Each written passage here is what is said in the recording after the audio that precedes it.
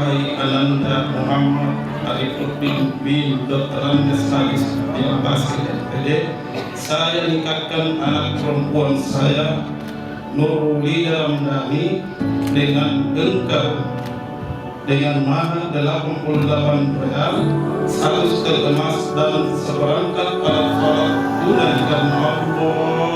Saya terima nikahnya Nurulida Ramdhani binti Agus Mahmud dengan mahar seperangkat alat sholat, 1 setel perhiasan emas dan uang 88 real dibayar tunai karena Allah Ta'ala.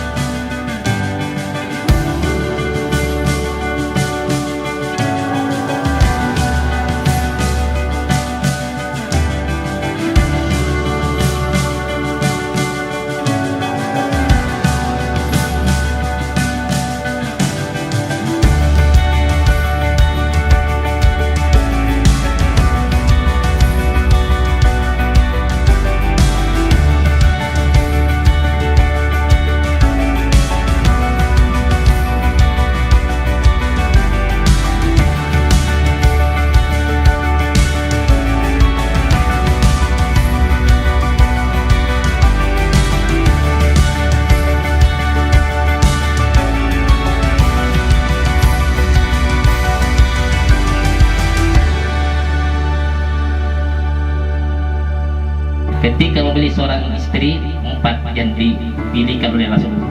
Pertama, pilihlah wanita karena cantiknya.